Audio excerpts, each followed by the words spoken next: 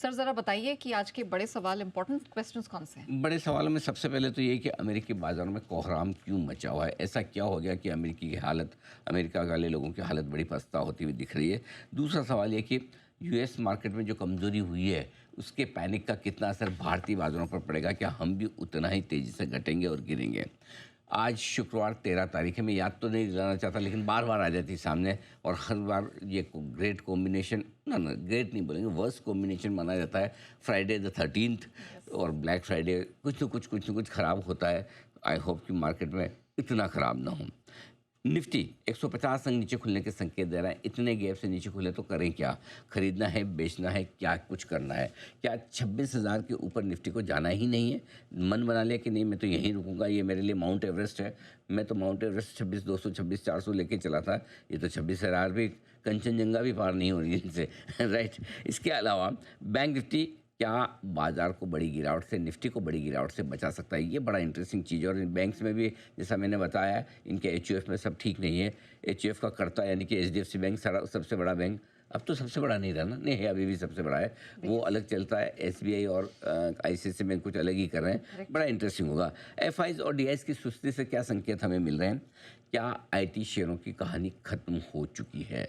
क्या अब आईटी शेयरों का जो बेस्ट पीरियड था वो तो चला ही गया है, लेकिन क्या वर्स्ट पीरियड की ओर बढ़ रहे हैं क्या आईटी शेयर? ये जानना समझना जरूरी है। आज की टॉप स्टोरी हमारी आईटी शेयरों को लेकर ही है। क्यों गिरेंगे आज मेटल शेयर, ये भी जानना समझना जरूरी है। नतीजों के दम पर कौन सा शेयर आज का हीरो, कौन सा शेयर आज का जीरो बन सकता है, ये भी समझ लीजिएगा। ओके, लेकिन सर ये एआई वाला खौफ कुछ ज़्यादा देर रह नहीं गया? मतलब लग रहा था कि ठीक है, एक आध दिन रहेगा, उसके बाद markets will be back to normal. I think it has overstayed its stay. Actually न हो क्या रहा है कि एआई के फ्यूचर को लेकर इतनी ज़्यादा अनिश्चितता है हर तरह की, और वो अनिश्चितता बाजार को अब पसंद कम आ रही है। अनिश्चितता किस तरह की होती है? एक तो ये कि अगर आपको एआई से कंपटीशन है तो आपको ये डर लगता है कि एआई हमें खा तो नहीं जाएगा। अगर आप आईटी कंपनी तो आपको डर लगता है एआई हमें खा तो नहीं जाएगा। आप आईटी कंपनी के एम्प्लॉय तो आपको लगता है मेरी नौकरी तो नहीं खा जाएगी। ठीक है। एक बड़ी इंडस्ट्री जो जॉब देने वाली है भारत में आज, अ, करीबन करीबन 25 लाख, 18 से 25 लाख के बीच में लोग माने जाते हैं कि जो आईटी कंपनी ने एम्प्लॉयमेंट दी है, किसी भी हिसाब से कम नहीं होता। और उसका स्पाइरल इफेक्ट देखिए, 25 लाख लोगों को अगर जॉब मिलता है, एक फैमिली में 4 लोग माने 1 करोड़, फिर उसका कंजम्पशन पैटर्न, सारे वेल पेड एम्प्लॉयज़, अगर वो इंडस्ट्री खतरे में आए, पूरे दुनिया भर का जो पैसा हमारे पास आ रहा है डॉलर, आईटी कंपनी ही तो ला रही है। इतने इतने जो 700 बिलियन डॉलर पड़े हैं, कहाँ से आए? इन्हीं से तो आ रहे हैं। करेक्ट। सो ये अगर खतरे में आता है तो नेचुरली रिस्क है। तो एक तरफ जो एग्जिस्टिंग बिजनेस है उन पर रिस्क है, दूसरी तरफ एक खतरा और है जिस पर चर्चा हो रही है।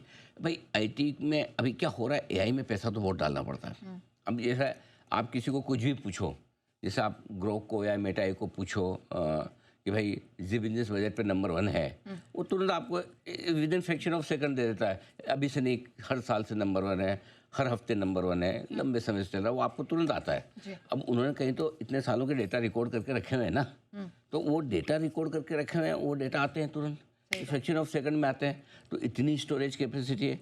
मेटा आई पे देखिए, चैट जीपीटी पे देखिए, ग्रोक पे देखिए, सबको आपको पता चलेगा। तो इतना इन्वेस्टमेंट तो हो रहा है ना। तो वो इन्वेस्टमेंट कहीं न कहीं आपको कितना करना है, उसकी कॉस्ट क्या है, ये सारी चीज़ें जो है ना, वो अब उसके सामने कमाई कब और कितनी होगी, इसका कोई पता नहीं है। क्वेश्चन मार्क है। सही बात है। हो भी सकती है, ना भी हो। अब हर आदमी वही चीज़ दे रहा है, तो फिर वो फ्री वाला मामला हो जाएगा सही बात है। कि हर चीज़ फ्री में। तो ये सारी चीज़ें हैं जो बड़ी दिक्कत है। अब मैं आपको बताता हूँ है क्या चक्कर। अब भारत ही नहीं, अमेरिका के बाजार भी एआई के खौफ में जी रहे हैं, वो भी टूट रहे। पिछले 2 दिनों से, परसों भी और कल भी, अमेरिकी बाजारों में लेकर तेज़ गिरावट इसी वजह से हुई। हुआ क्या है देखिए, दुनिया भर में एआई को लेकर 2 बड़ी चिंताएं इस वक्त, स्पेशली कल जिस वजह से अमेरिकी बाजार गिरे हैं उसको समझना जरूरी है। पहला क्या है? पहला तो ये कि कहीं एआई में हम जरूरत से ज़्यादा इन्वेस्टमेंट तो नहीं कर रहे हैं। करेक्ट। जो चीज़ें कभी किताबों में अवेलेबल थी, है ना, कभी गुरुओं के ज्ञान में अवेलेबल थी, आज का सबसे बड़ा विश्व गुरु तो एआई हो गया है। सही बात है। हाँ? हर आदमी एआई से पूछता है। मतलब हम तो फिर भी कम, आप बिलीव नहीं करेंगे, मैं तो हमारे बच्चों को और नेक्स्ट जनरेशन को देखता हूँ, कोई भी चीज़ है तुरंत, यार ये क्या है, ये खट से एआई पे डाला, पूछ लिया। अब वो सही गलत है, वो सेकेंडरी चीज़ है, वो डिबेटेबल इशू, कितना सही कितना गलत, कितना भरोसा करें नहीं करें, लेकिन उसके लिए जो इन्वेस्टमेंट किया जा रहा है, कि ऐसा तो नहीं कि वो इन्वेस्टमेंट ज़रूरत से ज़्यादा हो रहा है, ठीक है, इतना पैसा लगा कर ऐसे कमाई होगी कि नहीं। आमतौर पर क्या होता है, वो पहले फ्री में चीज़ें दी जाती हाँ है, जी। जब आपकी आदत पड़ जाती है तो फिर पैसे लिए जाते हैं। दुनिया भर की सारी बीमारियां, सारी बुराइयां फ्री से ही लगी है।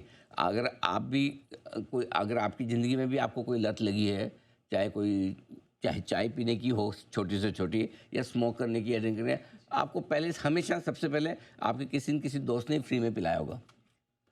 आपका दोस्त फ्री में खिलाया पिलाएगा, एक दो बार आपको, फिर आपको आदत जाएगी, फिर उसके बाद आप अपने आप स्टार्ट हो जाए, फिर आप ही दोस्त ढूंढते हो कि आओ भाई राइट, मैं ही पिला देता हाँ मैं ही पिलाता हूँ, फिर आपको कम नहीं चाहिए और ख़ास तौर से बुरी आदतों में कम नहीं ज़्यादा चाहिए लोगों को। तो ये एआई वाले भी यही कर रहे हैं कि एक बार आदत लगा दो, Correct. जब एक बार आदत लग जाएगी फिर हम उससे कमाएंगे। लेकिन वो बात ये है कि अमेरिका में एआई कंपनियों का अब मार्केट को डर ये है कि एआई से इतना पैसा लगाकर वाकई में इन कंपनियों की कमाई होगी कि नहीं। ओके। दूसरी एक और रिस्क है, इनकी कमाई होगी नहीं, वो तो रिस्क अपनी जगह है। दूसरी रिस्क है कि भाई ये करेंगे नहीं करेंगे, वो कहते हैं ना, हमारी कहावत है, हम खाएंगे नहीं तो गिरा तो देंगे, दूसरे का तो गिरा देंगे, हम अपना ना खा पाए तुम्हारा गिरा देंगे।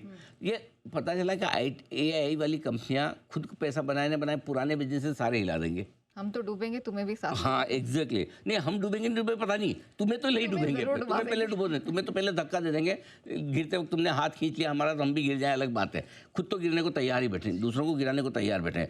भाई एक्चुअली क्या है, पिछले 5-7 सालों से जो चीज़ें बनी है, पूरा इनका मॉडल ही डिस्ट्रप्शन है। करेक्ट। जितने बड़े बिजनेसेस आप दुनिया भर में टॉप बिजनेसेस देख लीजिए, जिन्होंने पिछले 10 साल में वेल्थ बनाई है मार्केट कैप के लिहाज से, या इंडिया में भी देखें, डिस्ट्रप्शन, जो चीज़ चल रही है उसको डिस्टर्ब कर दो।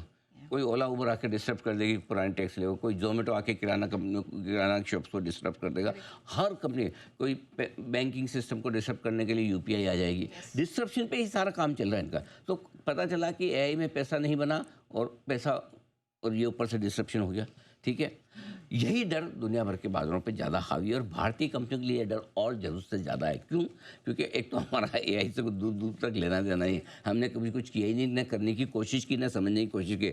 लेकिन एक चीज़ मैं बताऊँ, इसमें बड़ी इंटरेस्टिंग चीज़ है, कई बार हमारी कंपनियाँ ये सोचती है कौन इतना पैसा डाले, कल को नहीं चला और हमारी बैंड बज गई तो लोग बोलेंगे आप ऐसे बड़े बिजनेस में इन्वेस्ट कर रहे हो जिसका फ्यूचर अनसर्टेन है, हमारा लाइफ में जो चल रहा है चलने दो। लेकिन अगर आपका समय ख़राब आ रहा है तो बिना इन्वेस्ट किए भी इस तरह से पिट सकते हैं, क्योंकि आप सही बात है। एआई में नहीं है फिर भी पिट रहे हैं, फिर भी पिट रहे हैं। करेक्ट। है ना। तो अगर समय खराब हो ना, समय बड़ा बलवान, समय खराब हो तो आप पैसा लगाते एआई में तो भी पिट जाते हैं, नहीं लगा रहे तो भी अब पिट रहे हैं कि एआई आपको खा जाने वाला है। एआई का खतरा न सिर्फ आईटी कंपनी पर, अब धीमे धीमे और जगह फैल रहा है। ये डिस्ट्रप्शन वाली जो चीज़ें आपने देखा, ऑनलाइन इंश्योरेंस में, ऑनलाइन वेल्थ मैनेजमेंट में, इन सारी चीज़ों में धीरे धीरे एआई घुस रहा है, और वो मुझे लगता है कि पूरी दुनिया भर में इस वक्त बड़ा पैनिक का माहौल बना रहा है। तो इसलिए कल एक बार जाइए लाइए विप्रो और इन्फोसिस के एडीआर, देख के थोड़ा सा सहम जाएंगे, थोड़ा डर लगेगा आपको। 5-10% जैसी 10%। गिरावट देखिए। हाँ, देखिए ना, इन्फोसिस एडीआर 10%। और इसके अलावा आप देखिए डाउ और नेस्टी का भी एक बार चार्ट दिखाएं तो मज़ा, सॉरी मज़ा नहीं आएगा, मज़ा गलती हुई। दिन के ऊपर से 1000 पॉइंट डाउन निकला है, 1000 पॉइंट किसको कहते हैं, 150 पॉइंट से ज़्यादा एसएनपी निकला है, ये हाल है, पैनिक है बहुत। एब्सोल्युटली। और अच्छा यहीं पर अगर आप एक मैं इनफैक्ट चाह रही थी कि आप मुझे स्ट्रैटेजी भी यहीं पर अगर दे दो और बिगुल एक बजा दे आप। ऑलराइट, बिगुल स्टॉक ऑफ द डे का।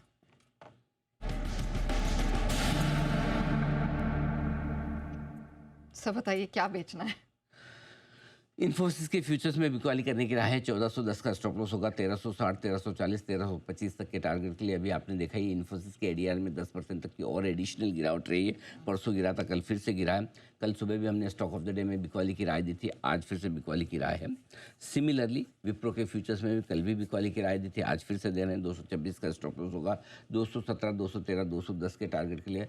परसों गिरा था विप्रो का एडीआर, कल फिर से गिरा है 4.5%।